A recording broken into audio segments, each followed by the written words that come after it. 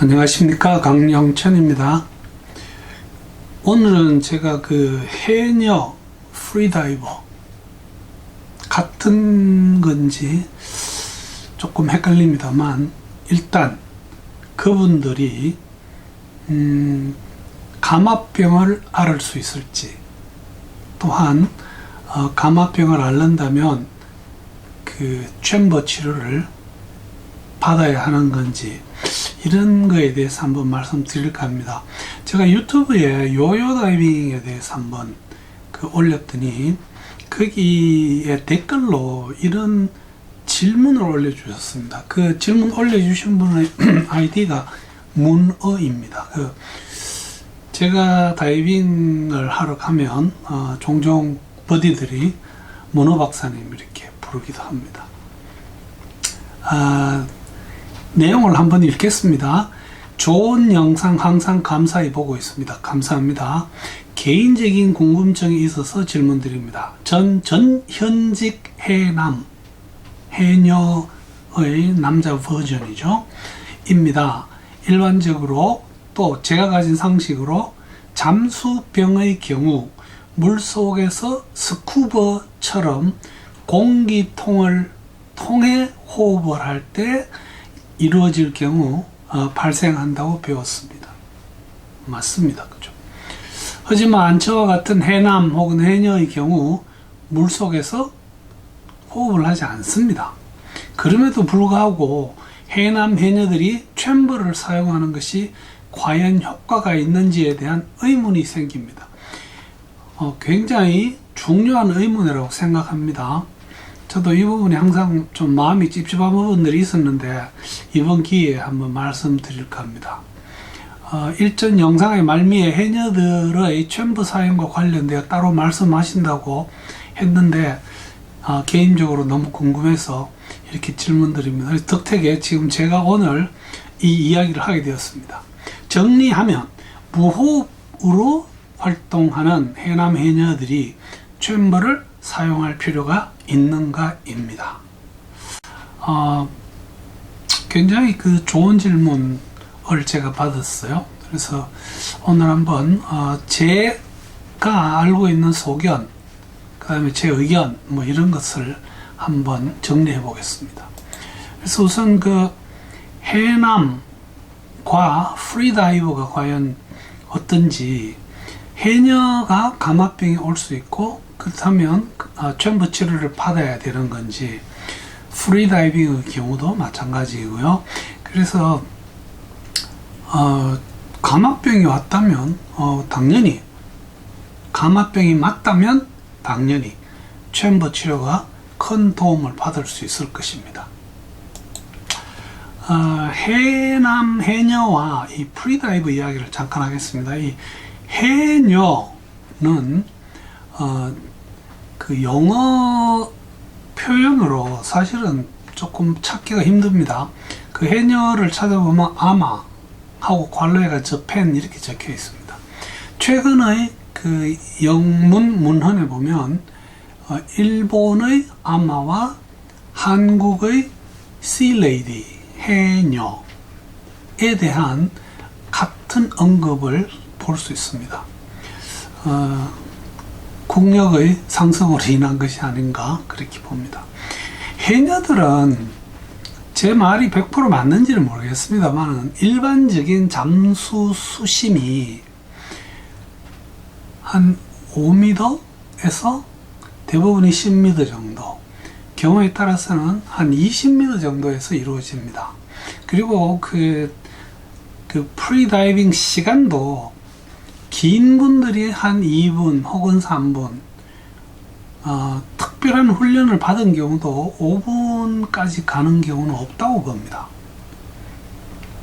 그거에 비해서 프리다이버의 경우는 많이 다르죠. 굉장히 많은 종목의 프리다이빙 경기가 있고요.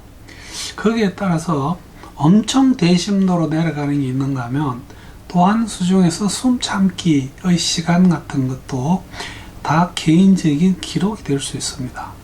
그래서 제가 알고 있는 이 현재 세계 기록은, 이거는 제가 정은지 트레이너에게 전화를 해서 한번 물어봤던 내용이긴 합니다만, 지금 딥 프리다이빙의 기록이 한 130m까지도 나와 있다고 합니다. 그러나 그것은 대부분이 모노핀을 이용해서 한번 내려가는 걸 거고요. 도르래나 추 같은 거를 달고 내려가는 경우는 200m보다 더 깊이 내려가는 기록도 있다고 들었습니다. 그래서 우선 오늘은 이 해남과 프리다이버의 경우에 이 사람들이 어떤 감압병 관련 이슈가 있는지를 한번 보겠습니다. 해녀의 경우를 먼저 보면요, 해녀들이 호소하는 감압병의 증상은 대충 이렇죠. 고관절, 무릎요, 견관절, 어깨, 허리 등의 통증을 호소를 합니다. 그러나 대부분 이분들은 만성적인 통증입니다. 지금 해녀질을 하기 위해서 물에 들어갔다가 바로 올라오면서 한 번도 안 아프던 이런 통증이 나타나는 경우는 거의 없습니다. 현기증을 호소하시는 분도 가끔 계시는 걸로 통계가 되어 있습니다. 어떤 분은 특히 이 해녀 일을 많이 오랫동안 하고 나면 귀가 잘 안 들린다든지 귀에서 이명이 들린다는 이야기를 하시는 분도 계시고 등등 해서 저희들이 소위 감압병의 증상을 정리해 보면 나오는 많은 증상들이 여기에서 나타납니다. 그러나 중요한 것은 이분들이 대부분 나이가 좀 드신 그래서 많은 관절들이 그 소위 퇴행을 해서 생기는 퇴행성 관절염의 증상을 앓고 있다는 것이 사실입니다. 지금 보시는 이 하얀 도표는 저희들이 의료보험공단에서 매년 그 질병의 빈도를 통계내는 그런 보고서를 냅니다. 거기 나와 있는 퇴행성 관절염의 보고인데요. 여기 보면 40대부터 증가하기 시작해서 이 80세까지 굉장히 급격한 증가를 보이고, 특히 이제 이게 피크가 한 70세까지고요. 그 이후부터는 감소를 하는 경향이 있습니다. 그 이유는 70세부터는 아무래도 활동량이 줄어들기 때문에 이 퇴행성 관절염의 증상을 호소해서 병원에 오시는 분들이 그렇게 많지 않기 때문입니다. 이것은 저희들이 지금 해녀분들의 연령대하고도 사실은 맞아 들어갑니다. 문제는 이 챔버라고 하는 이 치료 시설은 감압병 말고 다른 많은 질환이 거기에 적응증이 되는 걸로 되어 있죠. 그러나 감압병의 경우라면 당연히 챔버에 가서 엄청난 도움을 받을 수 있고, 그 감압병에 가는 이유가 다이빙을 마치고 1시간 대부분 혹은 6시간 거의 대부분, 어떤 다른 이유로 약 24시간까지도 잠재해 있던 증상이 나타날 때, 통증이 나타나거나 현기증이 오거나 하는 이런 감압병 증상이 나타났을 때 이때 챔버 치료를 하는 거죠. 감압병과 유사한 증상을 보이는 어떤 질환도 감압병으로 챔버로 치료해서 낫지는 않습니다. 만성적인 유사한 감압병 증상,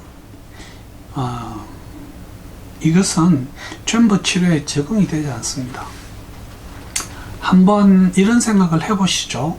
오랫동안 해녀 일을 해오시던 분이 제주도의 어떤 한적한 마을에서 수십 년 이 해녀 일을 해왔습니다. 그러면서 이제 나이가 50, 60, 70이 돼도 아직도 대를 이어줄 분들이 없어서 계속 그 일을 하시고 있는 것을 봅니다. 이분들은 혼자 물속에 들어가서 작업을 합니다. 내가 딴 해산물이 내 거기 때문에 스스로 혼자서 작업을 하죠. 그리고 그것을 들고 물 위에 올라와서 다시 거친 해변의 돌밭을, 그 무거운 거를 들고 나옵니다. 여러분들 해변가에서 이거 해녀분들 나올 때 기다렸다가 그 짐 들어주는 신랑 남편 보신 적 있습니까? 저는 없습니다. 다 혼자 하십니다. 그러고는 또 거기에 쪼그려 앉아서 그 해산물을 다듬어서 그것을 그 자리에서 판매도 합니다. 이런 분들이 이 관절염이 걸리지 않는다면 차라리 그게 이상한다. 저는 그렇게 봅니다. 이분들에게 과연 저희들이 챔버를 사용해야 되느냐? 아니라고 봅니다. 그러면 이 챔버를 운영하고 있는 많은 병원에서 해녀분들에게 고압산소 치료를, 챔버 치료를 제공하고 경우에 따라서는 권유합니다. 차를 보내서 해녀분들을 주기적으로 실어 와서 챔버 안에 모시기도 합니다. 그 이유가 뭘까? 그냥 이건 제가 좀 거칠게 생각하는지는 모르겠습니다. 그래서 좀 조심스럽기는 합니다만, 특히 바닷가 가까이 있는 병원들이 어떤 이유로든지 챔버를 갖추고 싶을 때 해녀분들을 치료하기 위해서 챔버를 갖추겠다고 신청을 하면 잘 나옵니다. 예를 들어서 이건 제가 그 남해에 있는 어떤 병원에 챔버가 처음 들어왔을 때 가서 이야기를 들은 그런 내용이긴 합니다만, 이 챔버를 신청할 때 지방자치단체에서 우리가 80%를 대겠다, 너희 법인에서는 20%만 내라, 이렇게 해서 그 챔버가 들어옵니다. 큰 대학병원 같은데 이런 데 경우에 따라서는 그냥 국비로 이 챔버가 들어오기도 합니다. 이것이 신청할 때 해녀들을 위해서 한다고 하는 것이 두 가지 의미가 있다고 봐요. 하나는 그 신청하는 병원을 운영하는 자가 해녀들이 감압병이 많이 걸린다는 잘못된 인식을 하고 있는 게 아닌가. 그리고 좀 더 솔직히 말하자면 해녀분들을 이용해서 그 병원에 챔버를 넣는 게 아닌가. 좀 말이 심한가요? 뭐 심했으면 해당 당사자분들 이해를 바랍니다. 이건 제 의견이니까요. 그리고는 그 챔버를 넣은 병원에서는 적어도 1년에 몇 차례에 걸쳐서 몇 명의 해녀들을 고압산소 치료를 했다는 보고를 올려야 되는 걸로 알고 있습니다. 지방자치단체로서는 해녀들과 해녀들의 가족들이 도움을 받는다고 하면 좋은 일이겠죠. 특히 이분들에게 모두 선거권이 있습니다. 저는 이 부분이 굉장히 깝깝하게 생각하는 사람입니다. 중요한 문제는 해녀들이 다이빙하는 어떤 수심과 다이빙하는 시간에 따라서 과연 감압병이 올 수 있느냐? 저는 아니라고 봅니다. 그 이유를 제가 프리다이버의 경우에 대해서 설명할 때 함께 한번 해보겠습니다. 프리다이버의 감압병입니다. 이거 사실 좀 설왕설래가 많죠. 저는 거의 대부분 프리다이버에서 감압병이 오지 않는다고 봅니다. 뭐 여러 가지가 이야기가 있습니다. 스쿠버 다이빙 마치고 죄송합니다. 스쿠버 다이빙을 한 사람은 바로 감압병을 해서는 안 됩니다. 이건 저도 동의합니다. 이미 스쿠버 다이빙을 통해서 몸속에 질소가 축적되어 있는 상태에서 다시 깊은 물에 들어가고 하면 내가 그 공기를 사용하든 안 하든 감압병이 생길 수 있는 소지는 얼마든지 있다고 봅니다. 근데 현재 프리다이버들의 경우에 감압병이 잘 오느냐 안 오느냐에 대한 어떤 일반적인 다이버나 잠수의학 자들이나 이런 분들의 컨센서스요. 소위 의견이 일치되어 있는 부분은, 첫째, 프리다이버에서 감압병은 매우가 아니고 극히 드뭅니다. 그것은 누구나 알고 있습니다.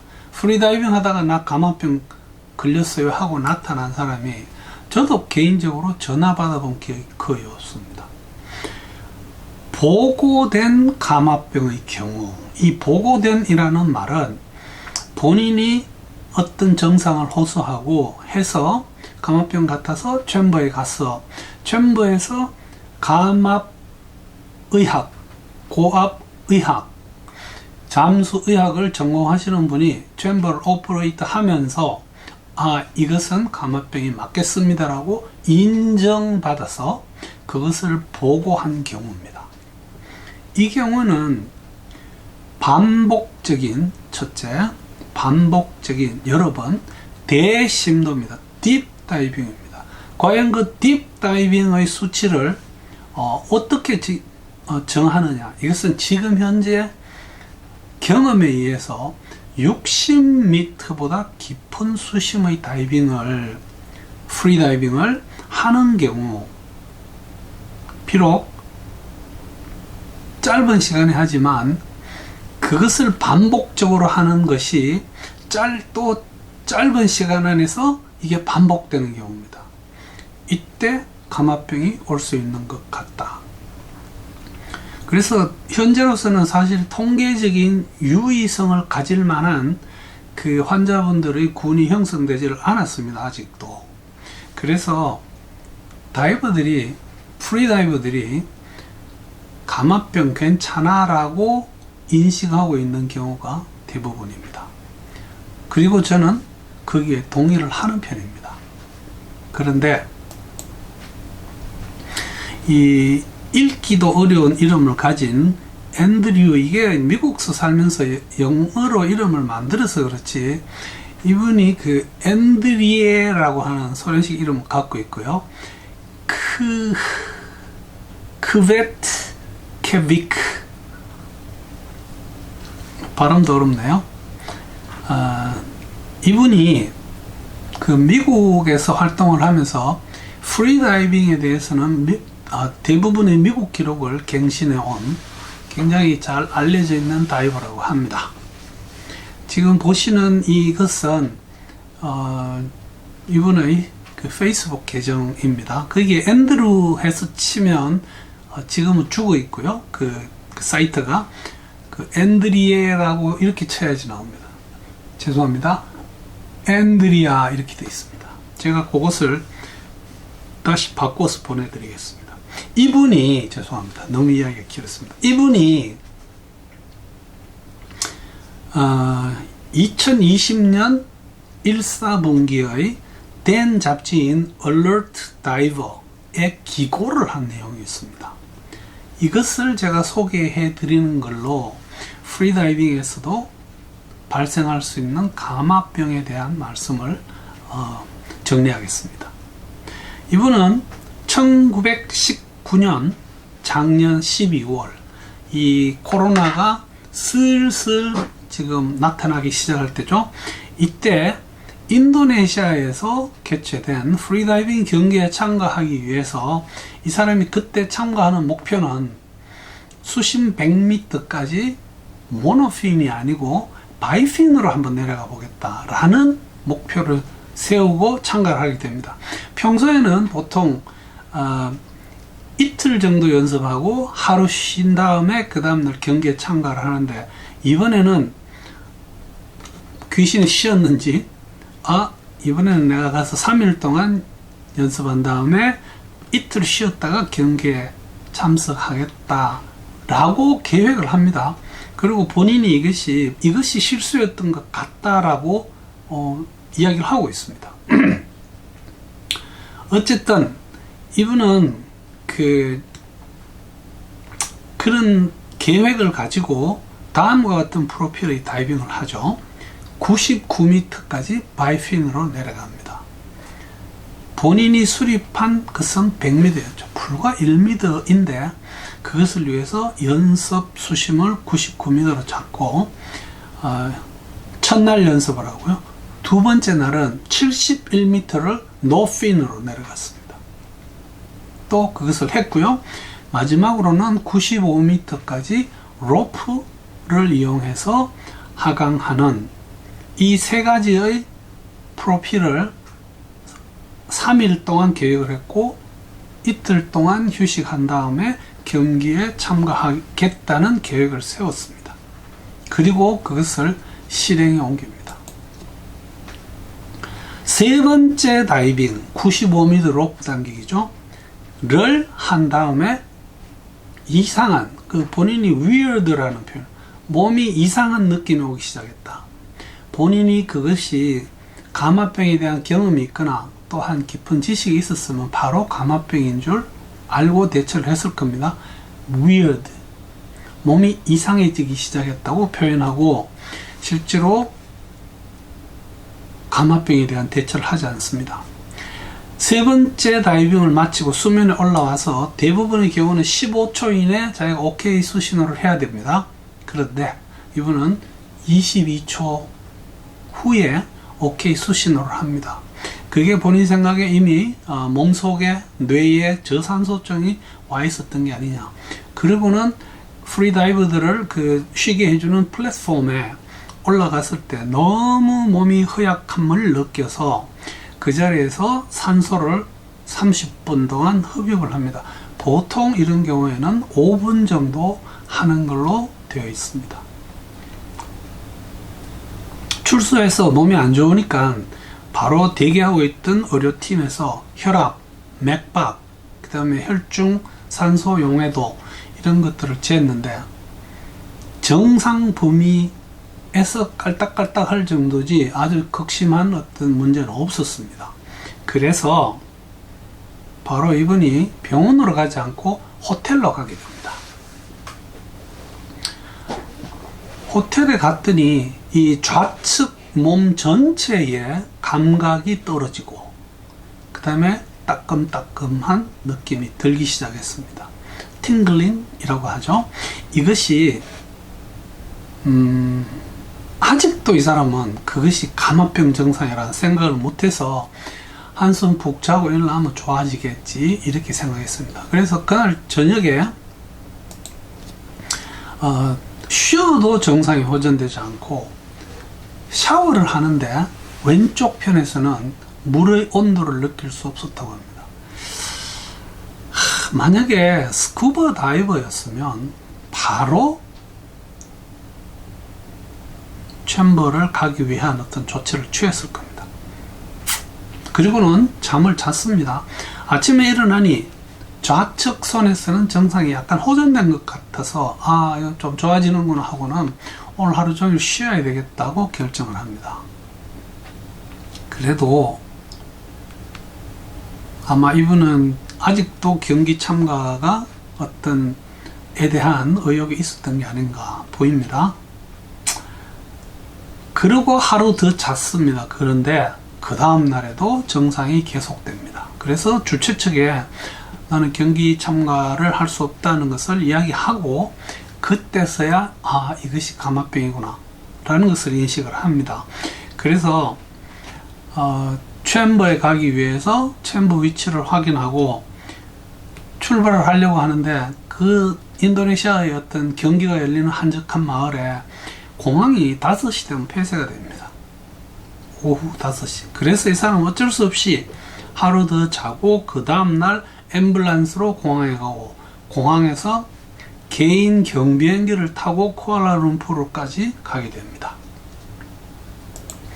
쿠알라룸푸르 병원으로 온 다음에는 결국 챔버에 들어가는데 문제가 정상이 나타나고 챔버에 들어가는 데까지 80시간이 걸렸습니다.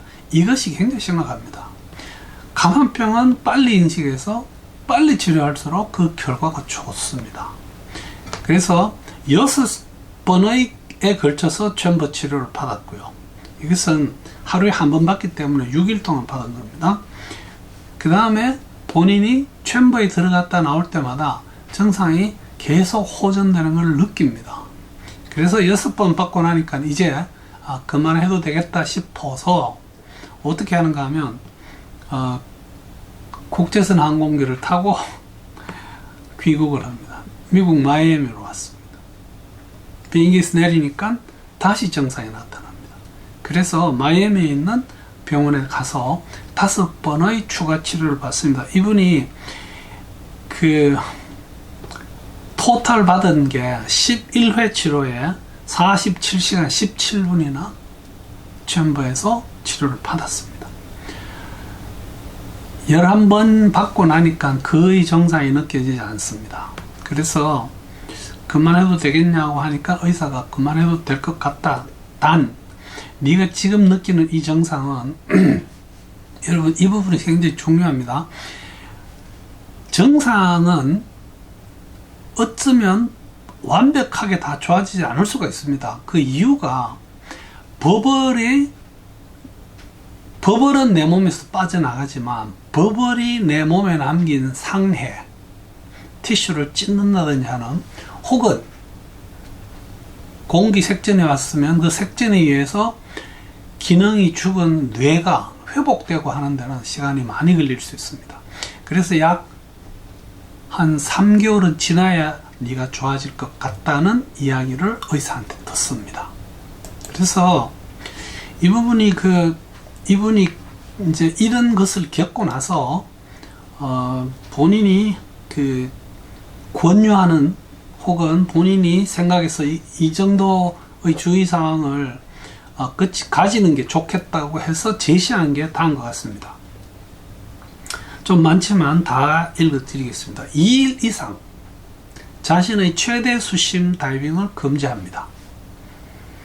딥다이빙 후에는 휴식일을 하루만 하지 말고 할 수만 있다면 최대한 오래 하고 경기에 참가하는 게 좋겠다. 같은 날 하루에 최대 수심 다이빙을 반복하지 않는 게 좋겠다.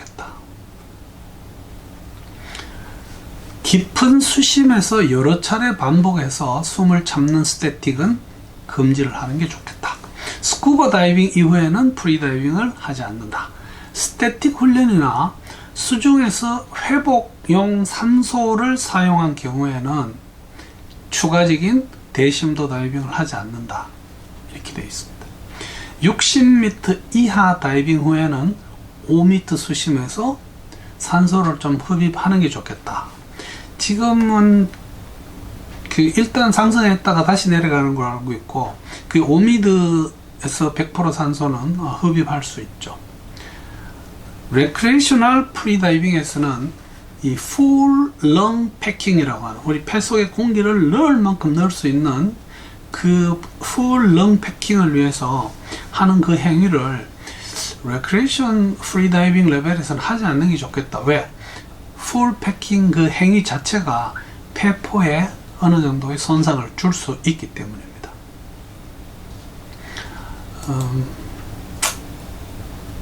그래서 오늘은 해녀분들과 프리다이버의 경우에서 발생할 수 있는 감압병에 대해서 한번 정리를 해봤습니다. 제가 내린 결론은 해녀분들 감압병 잘 걸리지 않습니다. 그래서 내가 감압병이라고 생각하고 챔버에는 가지 마십시오. 실제로 다이버분들이 감압병에 걸려서 챔버에 가서 치료를 받아보면 흥미로운 것이, 지금까지 계속 아팠던 등, 어깨, 팔, 이런데 만성적으로 가지고 있는 부분이 좀 좋아지는 것을 느낍니다. 그러나 그것은 챔버 치료 효과가 떨어지면 다시 돌아옵니다. 그 병 자체를 치료하지 않는 한. 그래서 해녀분들은 챔버 치료를 강요하거나 권유하거나 또는 실행을 하는 것을 저는 반대합니다. 그래서 감압병도 챔버 치료도 필요 없다는 거예요. 프리다이버의 경우는 대심도 다이빙, 일반적으로 60m를 한계로 봅니다. 그거보다 깊은 다이빙을 하는 경우에 너무 반복적으로 혹은 너무 여러 날에 걸쳐 계속 하는 경우에는 감압병이 올 수도 있고, 감압병이 왔다면 가급적이면 빨리 전부 치료를 시작하는 것이 본인에게 제일 큰 도움이 될 겁니다. 오늘 이 발표 준비하는데 정은지 트레이너가 많은 도움을 주셨습니다. 대단히 감사합니다. 그리고 경청해 주신 여러분 대단히 감사드립니다. 감사합니다.